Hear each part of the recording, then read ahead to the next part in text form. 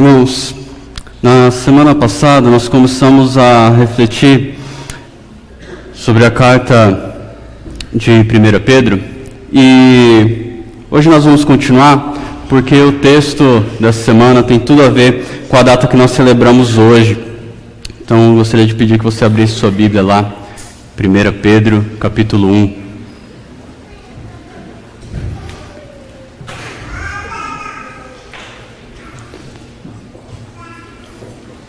1 Pedro, capítulo 1.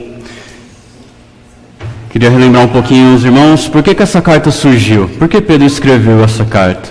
Ele recebeu notícias, ele viu que muitas igrejas estavam sofrendo perseguição por causa da sua fé.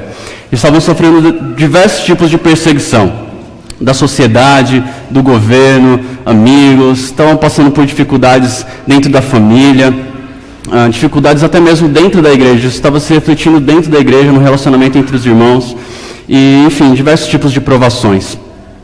Então ele escreve essa carta para encorajar a igreja a permanecer firme no Evangelho, a permanecer firme proclamando essa mensagem que um dia eles creram. E nós falamos um pouco sobre Pedro, o autor da carta. Ele estava escrevendo uma carta de encorajamento à firmeza, e ele é aquele mesmo Pedro que há 30 anos, antes dessa época aqui, mais ou menos, tinha negado a Cristo por causa da pressão, também por causa da perseguição. Mas um homem que foi transformado, aquele que chegaram para ele e perguntaram: você não é aquele que andava com Jesus? Ele: o quê? Não, você está louco, eu não conheço esse Jesus aí, o que você está falando? Não, nunca vi esse homem aí. Na hora que a pressão ficou maior, Pedro fugiu. Mas agora ele estava diferente. Agora ele é alguém que estava disposto a morrer pelo Evangelho. Tem uma pintura famosa que retrata aí o que a tradição diz, que os historiadores dizem de como Pedro morreu. Ele foi perseguido por causa da sua fé, em nenhum momento ele abriu mão dela, e ele ia ser crucificado por causa da sua fé. E o pedido que ele fez foi: me crucifiquem de cabeça para baixo, porque eu não sou digno de morrer como meu mestre. E a pergunta que a gente faz diante disso é: o que transformou um covarde em um destemido apóstolo disposto a morrer pelo Evangelho? O que foi que aconteceu na vida dele que fez com que ele tivesse tamanha coragem, que transformou a vida dele por completo? Porque Pedro acompanhou o ministério de Jesus.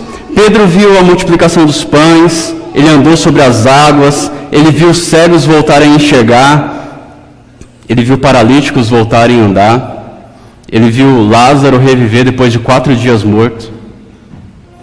Mas nada disso foi suficiente para manter Pedro firme quando a coisa apertou. Ele negou a Cristo e fugiu, assim como todos os demais apóstolos.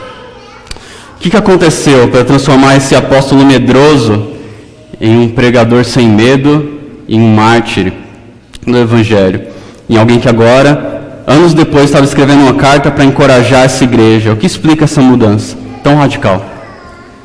A ressurreição de Cristo. A ressurreição de Cristo. Esse é o ponto. E para que isso faça sentido, a gente precisa entender melhor um pouquinho o que significou a cruz no primeiro momento para as pessoas daquela época. A gente sabe que a cruz foi Cristo recebendo os nossos pecados, a punição pelos nossos pecados, a ira de Deus, que lá na cruz Ele carregou sobre si os nossos pecados, e cumprindo assim as profecias, mas os apóstolos não entenderam assim naquele primeiro momento. A morte de cruz era um sinal de maldição, era um sinal de derrota. É claro que a gente sabe que a morte de Cristo não foi uma derrota, né? Isso seria um grande erro afirmar. Mas no primeiro momento foi entendido assim, foi entendido não como, quando Jesus morreu, as pessoas que o seguiam não disseram: graças a Deus, Cristo está recebendo a ira de Deus em nosso lugar. Elas não pensaram isso, elas ficaram desanimadas, elas ficaram tristes. Como diz em Gálatas, capítulo 3, versículo 13, Cristo nos redimiu da maldição da lei quando se tornou maldição em nosso lugar, pois está escrito: maldito todo aquele que for pendurado no madeiro. Os discípulos entenderam essa última parte. maldito e não bendito. Eles ficaram tristes, eles ficaram sem entender. Por quê? Lembram dos discípulos no caminho de Emaús? Tinham 2 discípulos andando depois do domingo de manhã, e Jesus encontra com eles, eles não reconhecem a Jesus, e Jesus começa a conversar com eles e pergunta: para onde vocês estão indo? Por que vocês estão tristes? O que aconteceu? E aí eles começam a conversar com Jesus sem saber que era ele, e diz: você não ficou sabendo o que aconteceu? Nosso Senhor foi crucificado, nosso Senhor morreu. E naquele tom de derrota.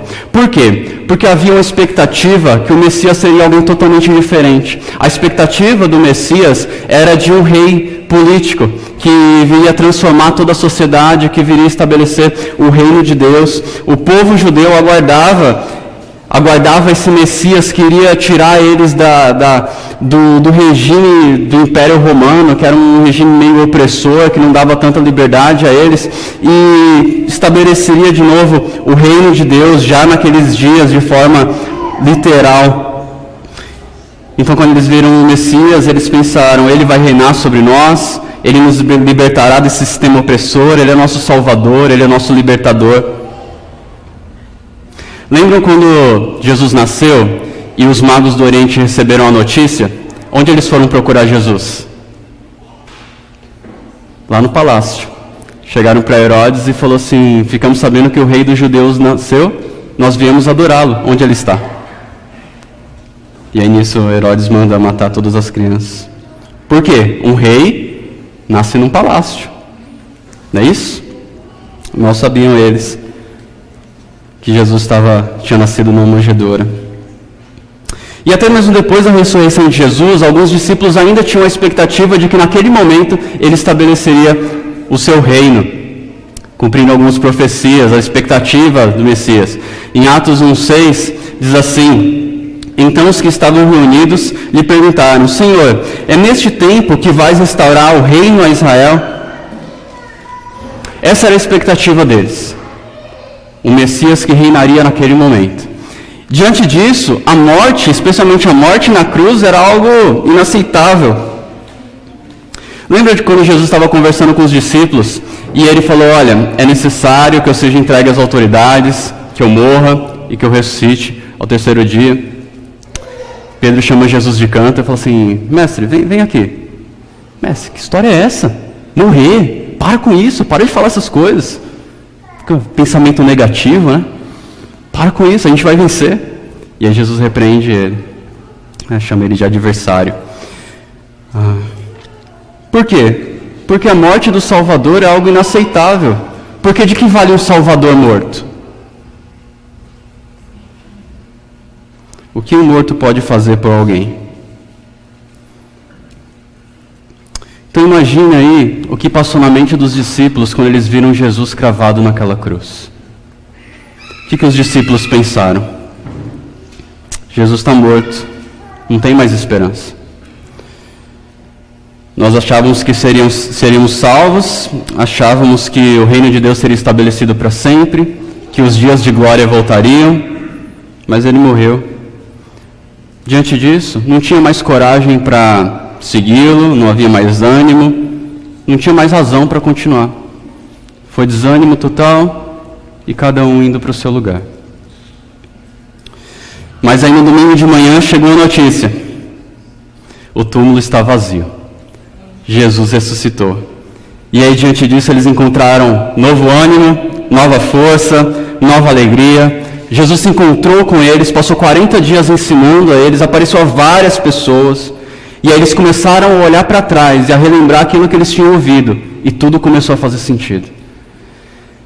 E aí, com base nisso, eles começaram a pregar o Evangelho e a igreja começou a crescer, sendo edificada sobre uma mensagem. Deus se fez homem, morreu pelos nossos pecados, mas ressuscitou ao 3º dia. Essa era a mensagem que eles anunciavam. Por causa disso, muitas perseguições começaram a surgir novamente. Só que dessa vez a postura deles foi bem diferente. Em determinado momento estava Pedro e João, se eu não me engano, e eles estavam pregando o Evangelho e começaram a fazer uma pressão dizendo: parem de pregar essa mensagem. E qual foi a resposta deles? pois não podemos deixar de falar do que vimos e ouvimos. Atos 4, 20. O que mudou? A ressurreição. A ressurreição mudou tudo. A ressurreição mudou a postura deles. A ressurreição mudou a fé deles. E por que a ressurreição é tão importante? O que ela significou para os apóstolos e o que ela significa para nós hoje? É o que eu gostaria de refletir aqui com os irmãos, com base no texto de hoje. 1 Pedro 1, nós vamos ler dos versículos 3 a 9, mas eu queria destacar apenas a parte da ressurreição hoje. E nós vamos meditar sobre a viva esperança mediante a ressurreição de Jesus. Versículo 3 a 9 diz assim: Bendito seja o Deus e Pai de nosso Senhor Jesus Cristo. Conforme a sua grande misericórdia, Ele nos regenerou para uma viva esperança por meio da ressurreição de Jesus Cristo dentre os mortos, para uma herança que jamais poderá perecer, macular-se ou perder seu valor. Herança guardada nos céus para vós, que mediante a fé são protegidos pelo poder de Deus, até chegar à salvação, prestes a ser revelada no último tempo. Nisto vocês exultam, ainda que agora, por um pouco de tempo, devam ser entristecidos por todo tipo de provação. Assim acontece para que fique comprovado que a fé que vocês têm, muito mais valiosa do que o ouro que perece, mesmo que refinado pelo fogo, é genuína e resultará em louvor, glória e honra quando Jesus Cristo for revelado. Mesmo não tendo visto, vocês o amam. E apesar de não verem agora, creem nele e exultam com alegria indizível e gloriosa, pois vocês estão alcançando o alvo da sua fé, a salvação das suas almas. A ressurreição nos trouxe algumas bênçãos muito preciosas. Uma delas, o novo nascimento. No versículo 3 diz aí: Conforme a sua grande misericórdia, Ele nos regenerou para uma viva esperança por meio da ressurreição de Jesus Cristo dentre os mortos. A ressurreição nos trouxe a regeneração, nos trouxe um novo nascimento, nós recebemos uma nova vida. Por quê? Porque antes nós estávamos mortos nos nossos delitos e pecados, nós estávamos longe de Deus. Mas a morte de Cristo foi o pagamento pelos nossos pecados, e a ressurreição foi a prova de que esse pagamento foi aceito. De que a morte foi vencida.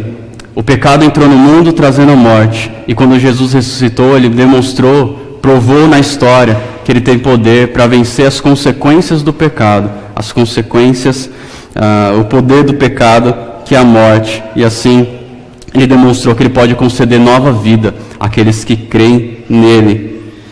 E agora, pela fé nele, na sua morte e na sua ressurreição, nós temos vida, nós somos regenerados, nós somos salvos, nós nascemos de novo por meio da vitória dele sobre a morte. Uma segunda bênção que a ressurreição nos trouxe, uma viva esperança. Versículos 3 a 5 dizem assim: Conforme a sua grande misericórdia, Ele nos regenerou para uma viva esperança por meio da ressurreição de Jesus Cristo dentre os mortos, para uma herança que jamais poderá perecer, macular-se ou perder o seu valor. Herança guardada nos céus para vocês, que mediante a fé são protegidos pelo poder de Deus até chegar à salvação, prestes a ser revelada no último tempo. Quando os discípulos conheceram a Jesus, eles tinham uma esperança, mas essa esperança morreu na cruz. Mas por meio da ressurreição, eles receberam uma nova e viva esperança. Ele nos regenerou para uma viva esperança por meio da ressurreição de Jesus Cristo dentre os mortos. E esse vai ser um dos principais conceitos que Pedro vai desenvolver ao longo dessa carta. É essa esperança que vai ser a base para a firmeza da fé e para enfrentar todo tipo de provação que eles vão passar e enfrentar isso com alegria. E essa é uma terceira bênção que a ressurreição nos trouxe. Perseverança e alegria em meio às mais diversas provações. Versículos 6 a 9.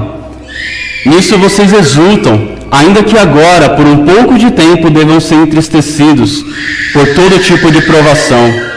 Assim acontece para que fique comprovado que a fé que vocês têm, muito mais valiosa do que o ouro que perece, mesmo que refinado pelo fogo, é genuína e resultará em louvor, glória e honra quando Jesus Cristo for revelado. Mesmo não tendo visto, vocês o amam, e apesar de não o verem agora, creem nele e exultam com alegria indizível e gloriosa, pois vocês estão alcançando o alvo da sua fé, a salvação das suas almas. Vire aí a página da sua Bíblia para o capítulo 3, versículo 15. Capítulo 3, versículo 15, Pedro diz assim: Antes, santifiquem Cristo como Senhor no coração, estejam sempre preparados para responder a qualquer que lhes pedir a razão da esperança que há em vocês. Nós precisamos estar prontos para responder qual é a razão da nossa esperança. E a razão é a seguinte: Jesus vive. Jesus ressuscitou. Essa é a razão da nossa esperança, que é viva, ela não está morta. É uma esperança viva e bem forte. Então sabe por que nós vivemos com uma perspectiva totalmente diferente do mundo? Porque Jesus vive. Sabe por que a gente não se deixa abater pelas pressões da nossa fé? Porque Jesus vive. Sabe por que a gente não se apega às coisas desse mundo e acha que aqui é o nosso lar? Porque Jesus vive. Sabe por que a gente consegue se alegrar com uma alegria indizível, mesmo quando nós estamos passando por uma situação difícil? Porque Jesus vive. Amém? Essa é a razão da nossa esperança, essa é a razão da nossa fé. Em resumo, a ressurreição muda tudo. Um dos capítulos mais importantes que tratam sobre a ressurreição é 1 Coríntios 15. E olha só o que Paulo diz. Quero mostrar apenas alguns versículos para os irmãos. No versículo 14 ele diz assim: Se Cristo não ressuscitou, é inútil a nossa pregação, como também é inútil a fé que vocês têm. No versículo 17 ele fala: E se Cristo não ressuscitou, inútil é a fé que vocês têm, e ainda estão em seus pecados. Se Jesus não ressuscitou, não há salvação, não há novo nascimento, não há esperança, nós estamos perdendo tempo aqui, é inútil nossa fé, é inútil nossa pregação, nosso evangelismo, e qualquer coisa que a gente faça para Jesus. Porque não existe esperança se a morte não foi vencida. Versículo 20 a 22 ele diz: Mas de fato, Cristo ressuscitou dentre os mortos, sendo as primícias dentre aqueles que dormiram, visto que a morte veio por meio de um só homem, também a ressurreição dos mortos veio por meio de um só homem, pois da mesma forma como em Adão todos morrem, em Cristo todos serão vivificados. E no versículo 32... Se foi por meras razões humanas que lutei com feras em Éfeso, que ganhei com isso? Se os mortos não ressuscitam, comamos e bebamos, porque amanhã morreremos. Paulo está dizendo, se não existe a ressurreição, todo o meu trabalho foi em vão. De que adiantou tudo o que eu fiz? Todo o trabalho, todo o esforço, o que eu suportei? Se não teve ressurreição, foi tudo em vão. Existem algumas pessoas na nossa sociedade que dizem o seguinte, que não creem no Evangelho, mas elas dizem, seguir o Evangelho, seguir a Bíblia é algo bom, porque te ensina bons valores, então é legal você se esforçar e você viver aquilo que a igreja ensina, ainda que aquilo não seja verdade. Paulo está dizendo algo contrário aqui. Ele está dizendo, se não é verdade isso, se não existe esperança, vá cada um viver sua vida, porque tudo isso aqui que a gente está fazendo não vale para nada. É em vão. Nosso trabalho seria em vão. Mas aí no final do capítulo, no último versículo, olha como ele conclui.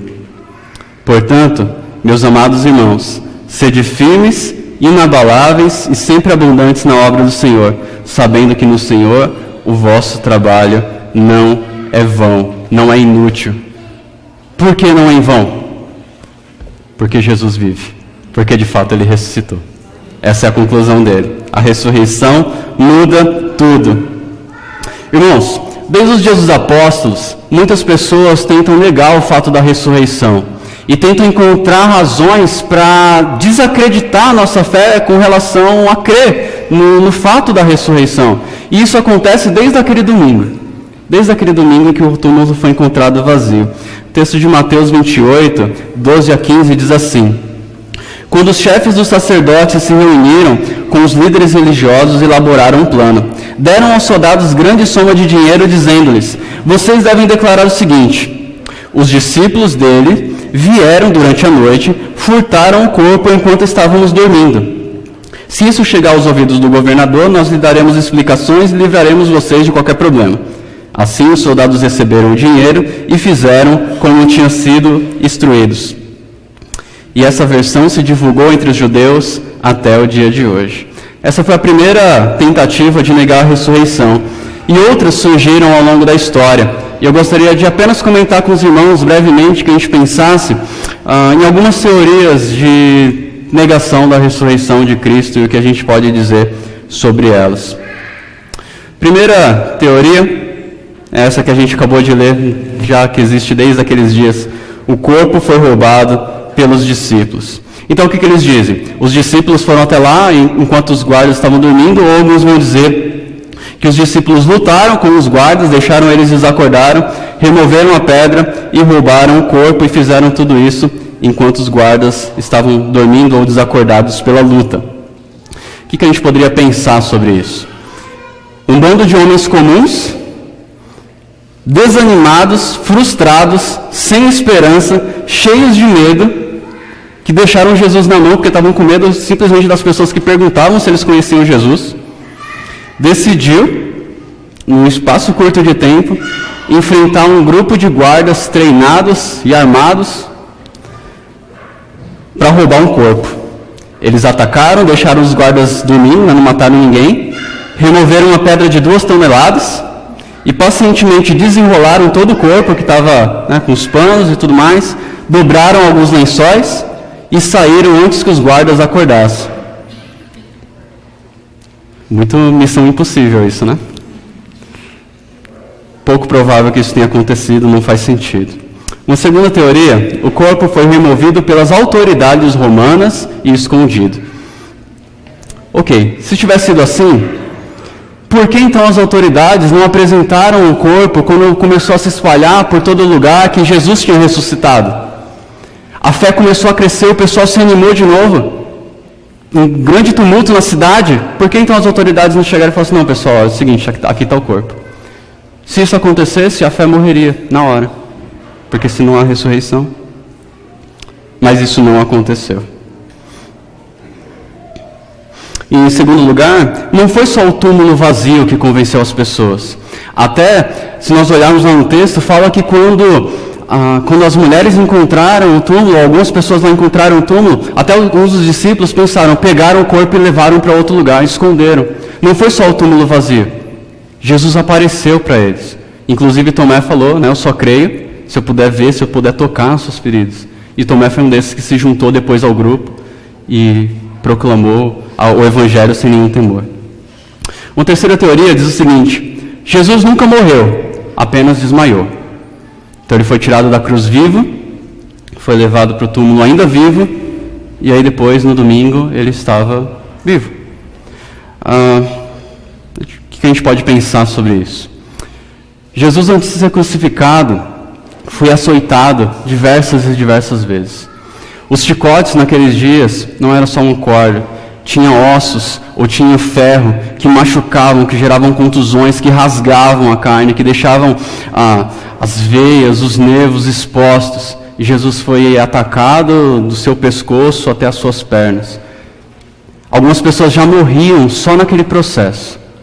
Jesus não morreu ali, ele teve que carregar ainda a sua cruz, ele já não tinha nem força direito para fazer isso, precisou ser ajudado. Depois ele foi pregado na cruz, horas e horas sangrando, teve a sua lateral perfurada, nem saiu sangue mais, saiu água. Depois colocaram ele num túmulo, um buraco numa pedra, fechado com outra pedra de 2 toneladas. E então, vamos dizer que Jesus não morreu com tudo isso. Significa então que no meio da madrugada de domingo, ele acorda, ele remove a pedra, e ele vai até os discípulos dizendo: eu venci a morte. Se isso tivesse acontecido, se Jesus não tivesse morrido, como ele estaria? Ele estaria totalmente destruído, acabado, precisando de cuidados médicos. E isso não ia convencer ninguém. As pessoas só iam olhar para ele e ver que ele é um homem muito resistente, mas não que ele venceu a morte. Não alguém que as pessoas estariam dispostas a dar a sua vida por essa mensagem. Então, não faz sentido. Uma quarta teoria diz o seguinte: foi tudo uma grande invenção dos discípulos. Eles queriam chamar a atenção e então inventaram a história e mentiram. E aí saíram contando para as pessoas que Jesus tinha ressuscitado. Normalmente quando alguém inventa uma história, quando alguém quer mentir, quer enganar as pessoas, ela faz isso com algum interesse. Algum interesse, algo vai trazer algum benefício para ela. Ela vai ganhar alguma coisa, seja popularidade, seja dinheiro, seja fama. O que os discípulos ganharam? Eles eram perseguidos em toda a cidade, o pessoal queria matar eles. Seja religiosos, seja não religiosos. Ninguém gostava dessa mensagem, ou poucos gostavam da mensagem do Evangelho. Teve um momento que Paulo apanhou tanto, que ele chega a dizer assim: eu cheguei a desesperar da própria vida. Ele achou que ia morrer. Mas ele não morreu. E aí ele se recuperou, levantou, e o que ele fez? Foi para a cidade seguinte continuar anunciando a mesma mensagem. Vale a pena morrer por uma mentira? Só se eles fossem loucos, né? E de fato acreditassem naquilo quando aquilo nunca aconteceu. E foi isso que depois veio alguém e disse: tudo não passou de uma grande alucinação, estavam todos loucos. Então era uma mentira, mas eles acreditavam mesmo naquilo porque eles estavam loucos. E por isso eles estavam dispostos a morrer por essa mensagem. 2 textos que eu queria mostrar para os irmãos. Atos 1:3 diz o seguinte: desde o seu sofrimento, Jesus apresentou-se a eles e deu-lhes muitas provas indiscutíveis de que estava vivo. Apareceu-lhes por um período de 40 dias, falando-lhes acerca do reino de Deus. 1 Coríntios 15, do 4 ao 7, diz assim: Jesus foi sepultado e ressuscitou ao 3º dia, segundo as Escrituras. E apareceu a Pedro e depois aos 12. Depois disso, apareceu a mais de 500 irmãos de uma só vez, a maioria dos quais ainda vive, embora alguns já tenham adormecido. Depois apareceu a Tiago e então a todos os apóstolos. Então o que a gente tem aqui? Será que 500 pessoas tiveram alucinações num período, e outras mais, num período de 40 dias? As mesmas alucinações? Já aconteceu de encontrarmos grupos de pessoas que todos loucos, ou todos ficaram, de certa forma, afetados na sua mente por alguma razão. Agora, quando a gente olha para esse grupo de loucos, o que a gente percebe? Cada um fala uma coisa.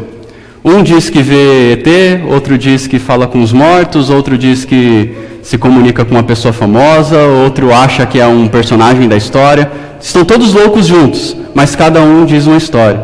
Aqui nós temos 500 pessoas que estavam falando: eu vi, eu ouvi. Pessoas que estavam falando: eu toquei, ele conversou com a gente, ele nos ensinou durante 40 dias. Estavam todos loucos? Pouco provável. Irmãos, note aqui que a fé cristã é sempre baseada no testemunho de muita gente. Muitas religiões no mundo são fundamentadas na visão de um homem que teve uma experiência no secreto e depois ele contou para outras pessoas e as pessoas acreditaram. A fé cristã não é assim.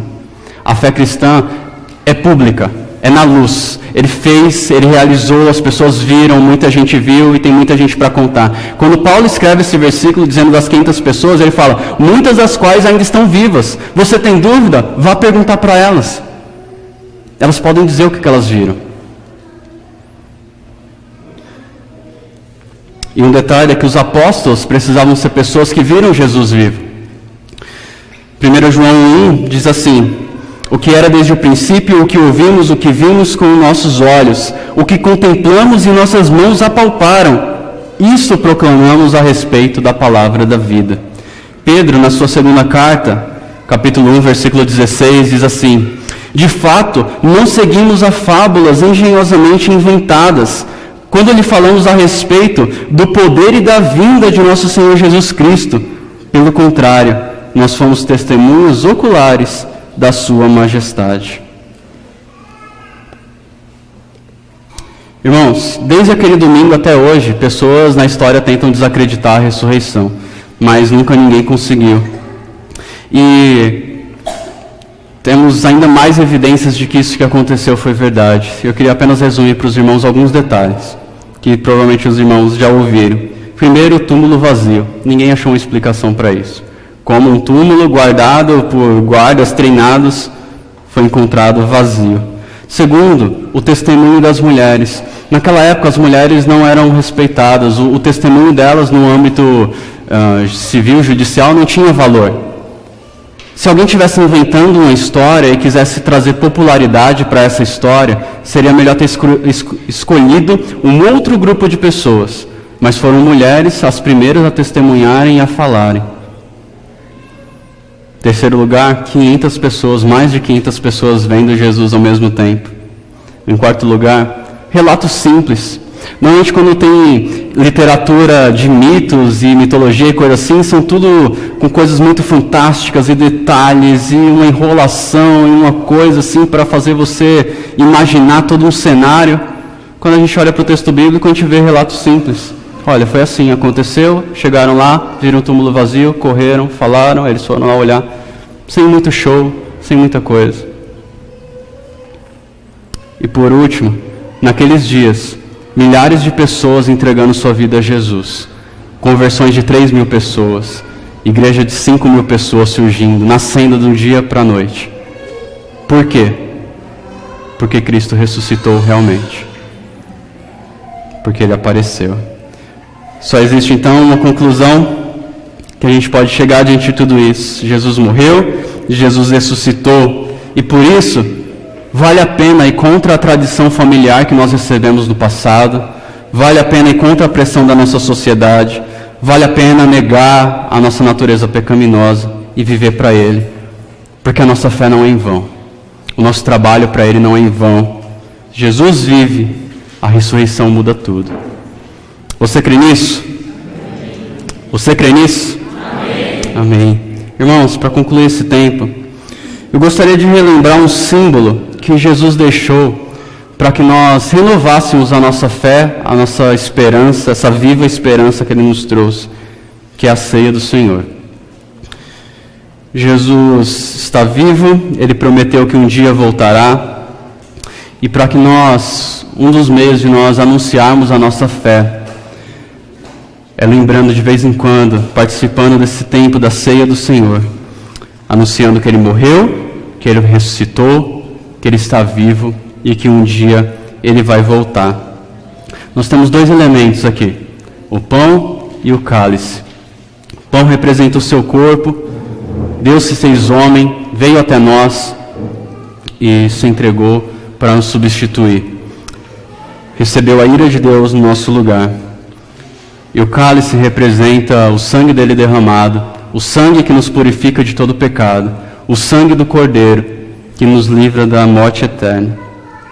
O que eu relembro ao participar desse momento? Eu relembro da obra de Cristo por amor a nós.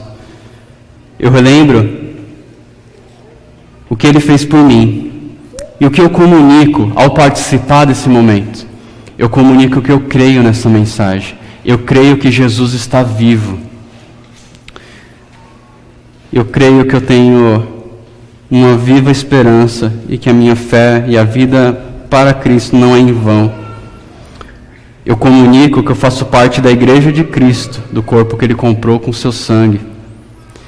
E quando eu participo disso junto com os meus irmãos, eu comunico que nós somos um. Que nós somos um corpo, servindo o mesmo Senhor, o mesmo Deus, o mesmo Salvador. É por isso que só devem participar desse momento aqueles que creem nessa mensagem. Se você não crê na ressurreição, se você não crê no Evangelho, se você não crê que Deus se fez homem e morreu por você, não faz sentido você participar disso. Então só devem participar aqueles que creem em Jesus e aqueles que estão em comunhão com a sua igreja. E eu queria chamar aqui alguns irmãos que vão ajudar nesse momento. Podem vir aqui à frente.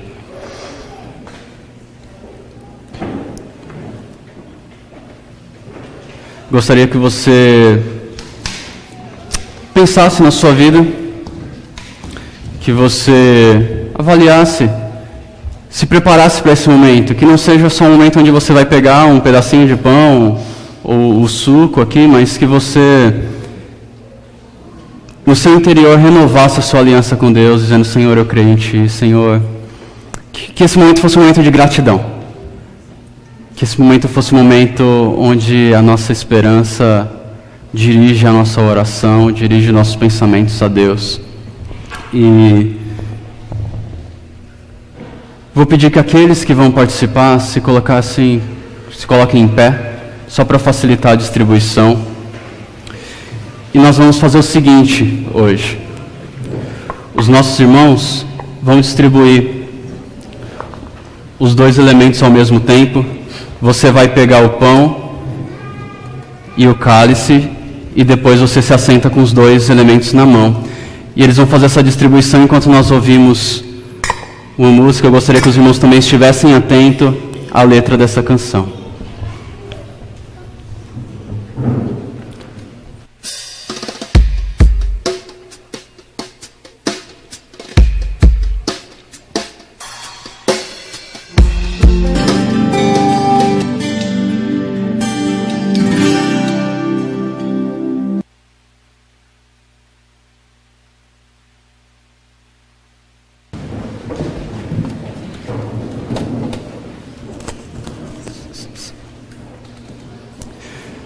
Jesus se fez carne, habitou entre nós, e seu corpo recebeu a ira de Deus em nosso lugar.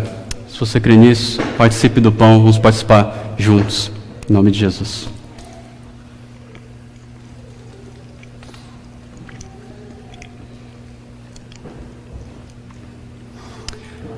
O sangue de Cristo nos purifica de todo o pecado, nos faz mais alvos que a neve. Por causa disso, nós temos acesso a Deus. Se você crê nessa mensagem, participe conosco junto do cálice.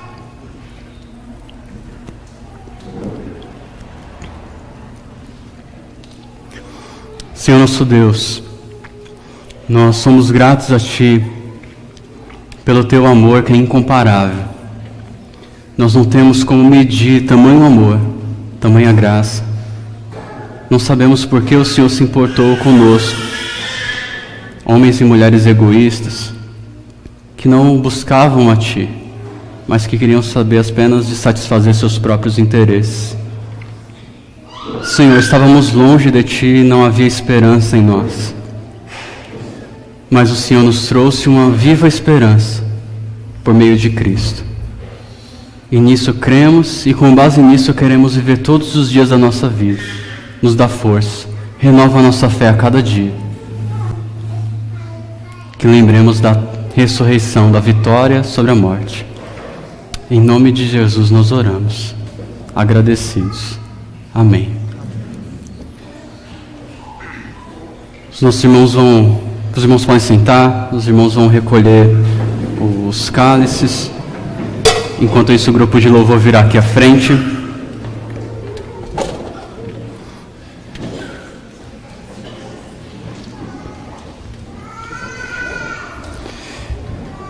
O texto de 1 Pedro que nós lemos, 1 Pedro capítulo 1, versículo 3, começa dizendo o seguinte: Bendito seja o Deus e Pai de nosso Senhor Jesus Cristo. Bendito, que Ele seja bem falado, que Ele seja louvado, que Ele seja engrandecido, que o Seu nome seja bendito, porque pela nova vida que Ele nos trouxe, por meio da vitória sobre a morte, por meio da ressurreição de Cristo. E nesse momento, eu gostaria de convidar todos os irmãos a louvarmos a Deus juntos pela ressurreição e pela esperança, pela obra de Cristo.